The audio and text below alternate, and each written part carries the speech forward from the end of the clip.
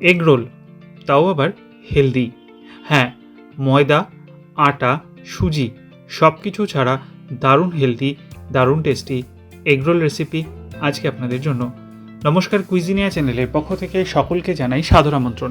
আমাদের সবার channel কুইজিনিয়াকে subscribe করে পাশে থাকা বেল বাটন আর অল আইকন প্রেস করে রাখলেই সব নতুন ভিডিও নোটিফিকেশন আপলোড হওয়া মাত্র আপনাদের কাছে পৌঁছে যাবে। এগ রোল বাচ্চা থেকে বড় সকলেরই খুব পছন্দের, কিন্তু যদি ব্যবহার করা হয় ময়দা তাহলে সেটা হয়ে যায় আনহেলদি। এটা কিন্তু আটা, ময়দা, সুজি কোনো কিছু ছাড়াই দারুণ হেলদি অপশান। বানানোর জন্য লাগছে আমাদের ওটস। প্রথমে আমরা নিয়ে নিয়েছি 1 কাপ পরিমাণ ওটস।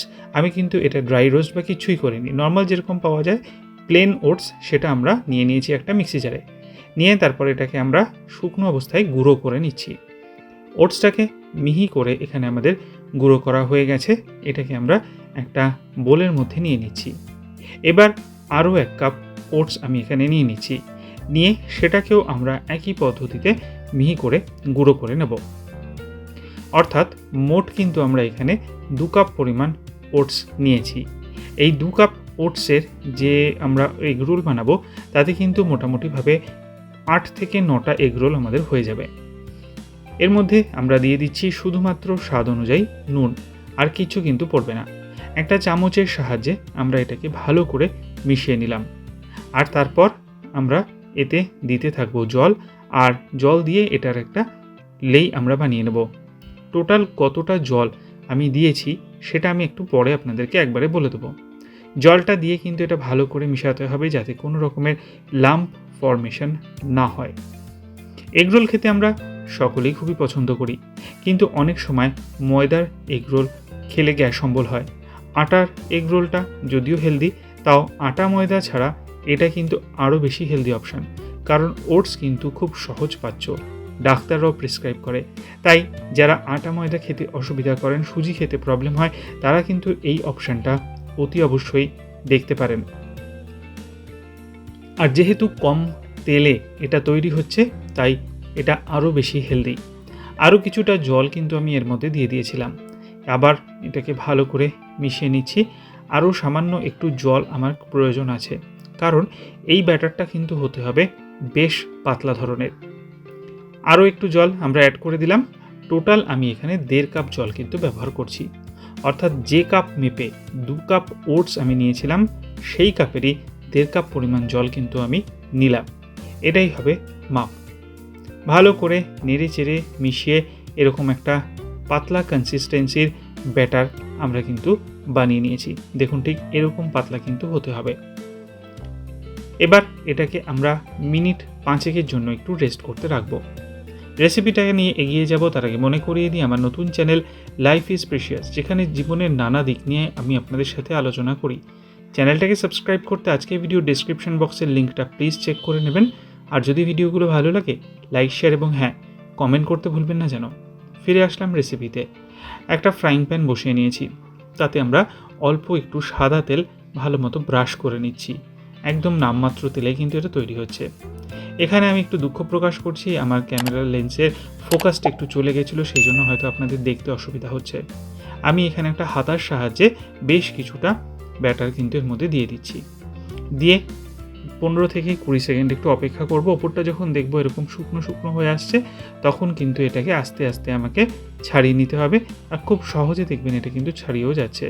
আর তারপর এটাকে যখন দেখবেন ওপরটা শুকিয়ে গেছে এরকমভাবে, তখন বুঝে যাবেন, এবং তখন কিন্তু এটাকে আমাদেরকে সন্তর্পণে উল্টে দিতে হবে।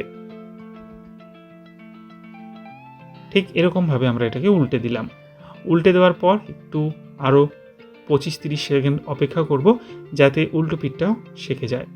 আবারও একটু উল্টে দিলাম। উল্টো পিঠটায় তেলটা একটু কম হয়ে গেছে, সেই জন্য আমি একটুখানি অয়েলের যে ব্রাশটা ছিল সেটা একটুখানি ট্যাপ করে দিচ্ছি। জাস্ট 1-2 ফোঁটা এর মধ্যে পড়লো। আবারও একটু উল্টে, ঠিক এরকমভাবে 2-3 বার উল্টে পাল্টে এটাকে ভালো মতো সেঁকে নেওয়া হচ্ছে। আর সেঁকা হয়ে গেলে এটাকে আমরা তাওয়া থেকে তুলে নেব। এরকমভাবে সবকটাই কিন্তু আমরা করে নিচ্ছি। এদিকে একটা কড়াই নিয়ে নিয়েছি আমি। কড়াইটার মধ্যে একটুখানি সাদা তেল দিয়েছি, দিয়ে একটু নেড়ে চেড়ে নিলাম পুরো তেলটা যাতে লেগে যায়। আর তাতে আমরা দিয়ে দিচ্ছি একটা ডিম। ডিমের মধ্যে দেওয়া আছে কিন্তু নুন আর গোলমরিচ। দিয়ে ভালো করে আমরা এটাকে ঘুরিয়ে ঘুরিয়ে ডিমটাকে লাগিয়ে দিলাম সব জায়গায়। আর তারপর আমরা এর মধ্যে ওই ওটসের একটা রুটির মতো যা বানিয়েছিলাম, রুটি বলুন পরোটা বলুন, কারণ পরোটা বলা যাবে না যেহেতু খুবই কম তেল লাগানো হয়েছে, তো সেটা দিয়ে দিলাম, একটু চেপে চেপে দিলাম। আর তারপর এটাকে আমরা উল্টে দেব, উল্টে দিলাম। আর আবারও উল্টো পিঠটাও ঠিক একইভাবে একটু ভেজে নেব। এটা কিন্তু খেতে এগরোলের থেকে, মানে নর্মাল যে আটা ময়দার এগরোল হয় তার থেকে খেতে কোনো অংশে খারাপ নয়, একদম এক টেস্ট, কিন্তু প্রচণ্ড একটা হেলদি অপশন এটা। ঠিক এরকমভাবেই কিন্তু আমরা প্রত্যেকটা এগরোল এখানে বানিয়ে নিচ্ছি। আর এটা বানানো হয়ে গেলে আমরা তুলে নেব আর বাকিগুলোও বানিয়ে নেব। এবার এর মধ্যে আমরা প্রথমেই দিয়ে দিচ্ছি টমেটো সস। হ্যাঁ, আপনারা যদি চান যে এটা সস ছাড়া খাবেন সেটা করতেই পারেন।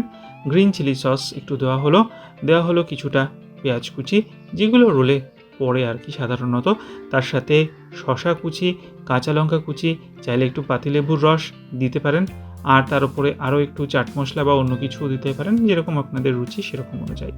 তারপর এটাকে জাস্ট মুড়ে নিন আর বাড়িতে সার্ভ করে দিন গরম গরম। ঠিক এইভাবে কিন্তু বানিয়ে দিলে বড়রা কেন, বাচ্চারাও কিন্তু খুব পছন্দ করবে। তাহলে দেখলেন আজকের এই হেলদি অপশান আটা ময়দা ছাড়া এগ রোল। বাড়িতে বানান, খেয়ে কমেন্টে জানান কেমন লাগলো। ভালো লাগলে লাইক শেয়ার করতে ভুলবেন না যেন। যারা এখনও চ্যানেল কুইজিনাকে সাবস্ক্রাইব করেননি, অনুরোধ করবো চ্যানেলটাকে সাবস্ক্রাইব করে এই পরিবারের সদস্য হয়ে যাওয়ার জন্য। লাইফ ইজ প্রিশিয়াস গল্পের শিকালেকাল চ্যানেল দুটিকে সাবস্ক্রাইব করতে আজকের ভিডিও ডেসক্রিপশন বক্সের লিঙ্ক প্লিজ চেক করে নেবেন। সবাই ভালো থাকবেন, সুস্থ থাকবেন। দেখা হবে পরের রেসিপি নিয়ে। আজ পর্যন্তই, নমস্কার।